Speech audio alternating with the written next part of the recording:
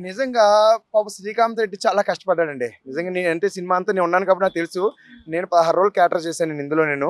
16 రోజులు కూడా పాపం ఒక వారం తీసేవాడు సినిమా, ఒక 5 రోజులు తీసేవాడు. మళ్ళీ ఆపేవాడు. ఏంటి ఎందుకు ఆపుతున్నావు? సినిమాలు ఆపకూడదంటే మళ్ళీ ఇప్పుడు మాకు గడ్డ మీద ఉంది. ఓ దాంట్లో కావాలంటారు. రేపొద్దున ఇంకో రకంగా కావాలంటారు. మారిపోతుంటే ఏం చేస్తున్నాను మామ అనేవాడు. ఏం చేస్తాం మామ కష్టం నేను ఒక్కనే పడుతున్నాను అన్నీ కూడా. పాపం వడ్డించేవాడు ఆయనే. అక్కడ అందరిని చూసి టిఫిన్ అడ్డించే తీసుకొచ్చి పెట్టేవాడు ఆయనే. ఇందులో hero, director, music director, producer, ఆఖరికి కథకి కూడా అనుకునే ఫైట్స్, సంగీతం. ఎన్ని సంగీతం 5 పాటలండి. 5 పాటలు కూడా అద్భుతం, మహా అద్భుతం. అద్భుతం అంటే మహా అద్భుతం అండి. ఏదో పెద్ద పెద్ద సినిమాలకు అందించే టైపు మ్యూజిక్ పెట్టాడండి. ప్రతి ఒక్కళ్ళ పాట ఐటెం సాంగ్ ఉందండి. కిరాక్ అనమాట. కిరాక్ మామూలు కాదు. ఎంత కష్టపడ్డాడనేది ఎందుకు నాకు తెలుసు. నేను 16 రోజులు చేసిన క్యారెక్టరు ఇలాగా మామ నీకు విలన్‌కి రైట్ హ్యాండ్ అన్నాడు. అంటే అదేంటి అల్లుడు విలన్‌కి రైట్ హ్యాండ్ ఏంటి? నేను విలన్ కదా! చాలా సినిమాలు మెయిన్ విలన్ చేశాను నేను కూడాను. అంటే అది కాదు మామ ఇందులో అంటే కొంచెం ఒక బొంబాయి బ్యాక్‌డ్రాప్ సినిమా ఇది. బొంబాయి కూడా తీసుకొస్తాను. కానీ రైట్ హ్యాండ్ నీది హైలైట్ అవుద్దన్నాడు. చూద్దాం అన్నాను. అంటే అప్పుడప్పుడు చేయటం వల్ల నేను నాకు అంత గుర్తులేదు సీన్స్ గుర్తుండవు కదండీ! ఇప్పుడు ఇలా ఉన్నాం. అరే నిన్న కూర ఏంటంటే చెప్పలేరు ఇంట్లో. ఏం తిన్నామంటే నేను ఏ డ్రెస్ వేసుకుంటే ఏ డ్రెస్ అనుకుంటాం మనం. ఆ టైప్‌లో నేను మధ్యలో చేసుకొచ్చాను కానీ తెలీదు. కానీ ఇందులో చూస్తే అంటే చాలా తక్కువ థియేటర్ 66 థియేటర్లు రిలీజ్ చేశాడండి.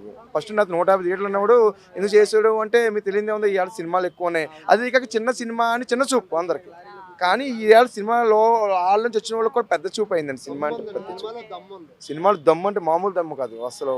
అంటే వేరే సినిమాలతో పోలిస్తే ఆ సినిమాలు ఓకే అవి పెద్ద హిట్ సినిమాలు చిన్న సినిమాలు పెద్ద సినిమాలు ఇది ఇంకా అంతకన్నా కూడా మంచి సినిమా. ప్రతి ఒక్కరు సినిమా చూడవలసిన సినిమా అండి. చాలా మంచి నాకు మెయిన్ విలన్ పక్కనే ఉండి రైట్ హ్యాండ్గా ఉండి ఆయనకి వెన్నుపోటు పొడుస్తూ ఉంటా. అలా అంటే మా ఊళ్ళో రిలీజ్ అవ్వలేదు సినిమా. నేనంటే మా ఊరు చూపించాలి కదా అడుగుతుంది కదా. అంటే ఇప్పుడు ఏంటంటే నేను హైదరాబాద్లో ఉన్న వాళ్ళు ఊళ్ళో ఉంటున్నారు. నువ్వు ఏం చేసావు అంటే చూపించడానికి ఉంటాను నేను సెలవు పెట్టేవాడిని. నా సీన్ అయ్యేది మళ్ళీ కూర్చొని మళ్ళీ వెంటనే వచ్చేది మళ్ళీ పెట్టేవాడిని. అలాగే నాకు 22 సీన్లు ఉన్నాయండి సినిమాలో. నాకే ఆశ్చర్యం వేసింది. నేనే ఇన్నిసార్లు చేశాను ఇంత సినిమాలు నేను చేశానని. సూపర్ అండి. రాజ్ తరుణ్ గారు అండి రాజ్ తరుణ్ గారితో ఎలా ఉండేది మీకు? రాస్తాను. అంటే మన సినిమా 'అనుభవించు రాజా' రాస్తాను. అబ్బాయి నేను 'అనుభవించు రాజా'లో చేశానండి.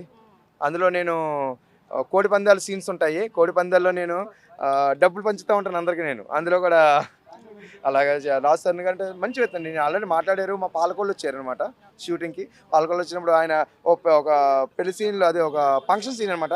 గిఫ్ట్ ఇస్తాక వస్తారు పైకి. మేమేమో పెద్ద మనుషుల కింద కూర్చొని చూస్తూ ఉంటాం. వచ్చి నా పక్కన కూర్చున్నారు.